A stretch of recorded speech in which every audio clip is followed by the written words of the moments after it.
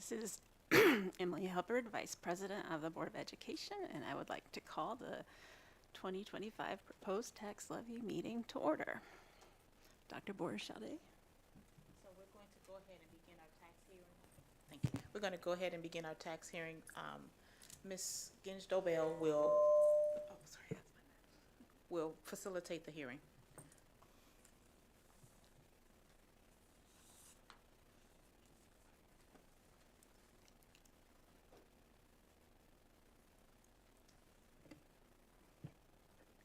All right.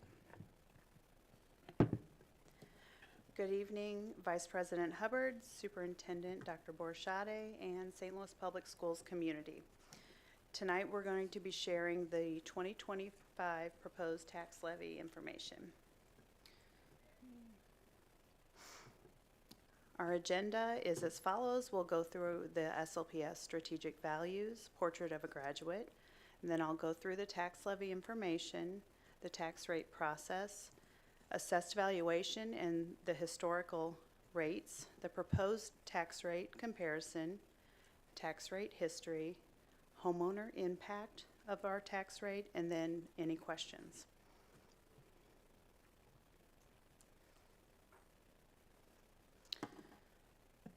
So we have 6 strategic values, and tonight we'll be focusing on authentic family and community partnership and equitable and multiple sources of data. Our financial goals are aligned with our strategic values, and we will do so in a sustainable way to support our student goals. The tax levy will help the district attend to all of the pillars in our portrait of a graduate by providing the resources needed to enhance all educational opportunities.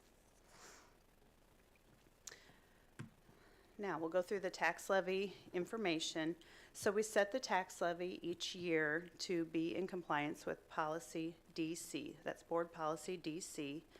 The board is responsible for levying property taxes as necessary to operate the district in a manner that promotes achievement for all students.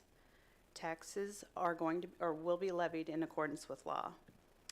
The Board of Education of the City of St. Louis has legal authority or authorization to collect a tax based on the assessed valuation of both real estate and personal property. The tax levy is set and approved annually by the board.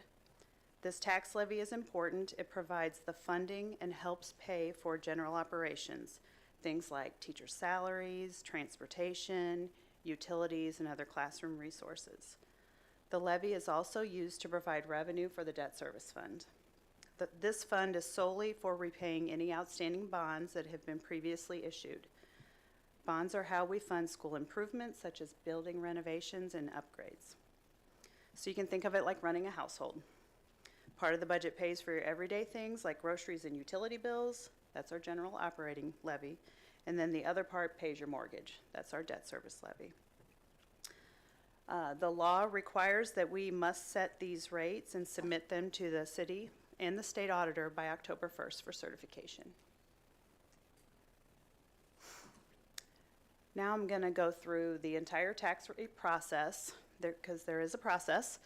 I've given you a bit of the information about the tax levy and its purpose, so let's walk through this. Our final assessed valuation is received from the city after Board of Equalization finishes hearing all appeals and all of their adjustments are finished at the city level. That last meeting is the 4th Saturday in August, so we received our rates on September 2nd, or our assessed valuation on September 2nd. We also had a pro forma from the state auditor. It's basically like a tax form, so we go through and we enter all of our data. So we calculate the necessary rate using that state auditor form, and it tells us how much is needed to fund schools. So once this rate is calculated, we're required to post notice of the tax rate hearing. There's a few ways we can do that. We did all the ways. We can post it in a newspaper of general circulation, or we can post the notice in at least 3 public places within the district. A public place is somewhere that's going to attract attention and a lot of people will see it. And we must publish or post it with at least 7 days prior to tonight's hearing. So we did that posting on September 10th. We posted on our website at Central Office, here at Central Office at 801, at Vashon, Metro, McKinley, Malamphy, and then we ran it in, oh, I'm gonna forget, the American? Okay, STL American. And Spectrum picked that one up as well. So after we do all of this and we have the calculations, we present the information, the board conducts a hearing, which is what we're doing today. We can hear public comments, and then we set the levy at a point after the hearing is held. And we're going to do that tomorrow.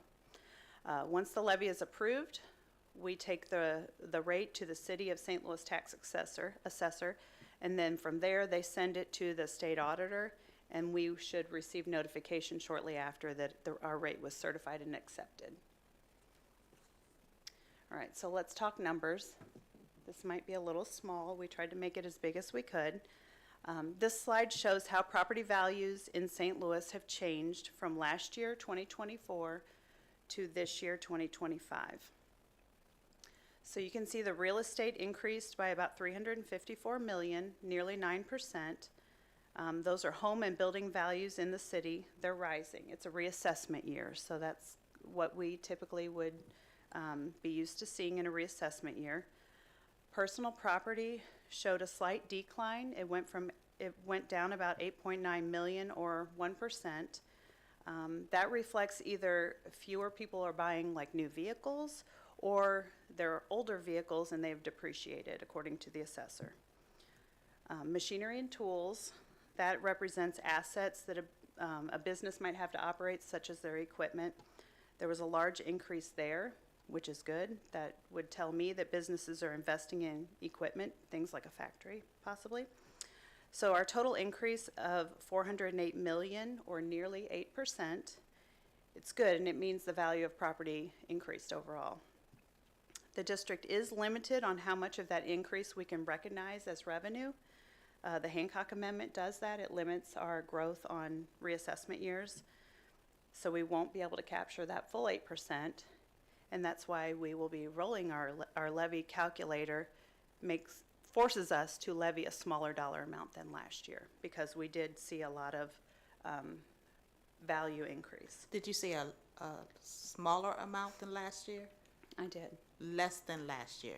Less than last year, and I will go through that in a few slides. But yes, the levy calculated is less than last year's.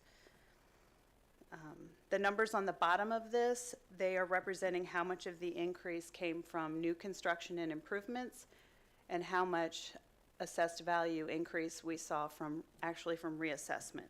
So overall, from reassessment alone, we're getting about a 2.91% increase. This is just a history of our assessed valuation in the city.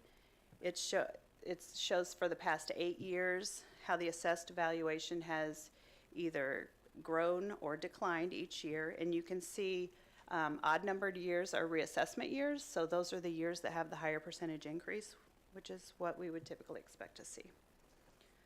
Last year, the decrease, because typically you don't see a negative number, was due to personal property primarily.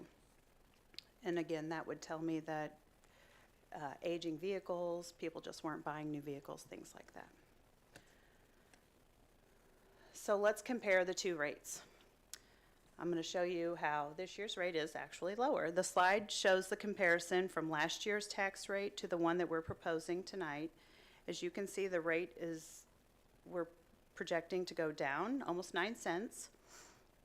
This small decrease will still allow us to do the things we need to do. It's going to keep the schools running. It will pay teachers and staff. We can meet our debt obligations. So in short, we'll keep the schools funded while slightly lowering the tax rate for our families and taxpayers. Here I'm showing you a history of the tax rate.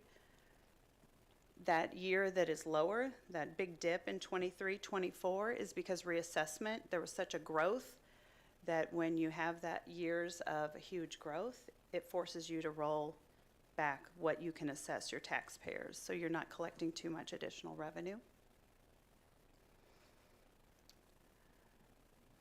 This slide showing what the revenue should be projected at 100% collection rate for the district with our new levy. So in our budget, as this compares to our budget, we used a 95% collection rate, so I think we're really good with how we have things budgeted right now. And that's at 4.9085. So that tax rate that I'm talking about is per $100 of assessed valuation. And this slide is to show you an example of what a taxpayer could expect in regard to their taxes. Assessed valuation is just a percentage of market value. So if you have a home, you take the market value of your home times 19%, and that is the assessed value that they use to calculate this tax rate from. You divide that by 100, and then you multiply it by the tax rate, and that gives you an estimate of what the school district collects from a taxpayer. Now, taxes from other entities may be on your tax bill, but this is what SLPS would collect from a taxpayer. Last year, this same tax bill would be a little bit higher. So for a home with a market value of $100,000, this same bill last year would have been about $17 more. If that's just to help one understand what these different thresholds would look like and mean to a homeowner. With that, any questions?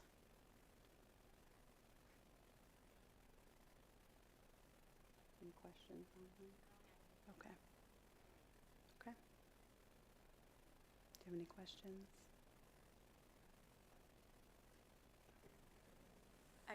Could I just confirm, so if the property value itself did not change this year from last year, they would pay for a $100,000 home $17 less to the district? Approximately 17, yes. Thank you. Yep. And so there is no tax rate hike being proposed? There is no increase in taxes from SLPS. Thank you. All right, everyone, thank you very much. Thank you. We're adjourned.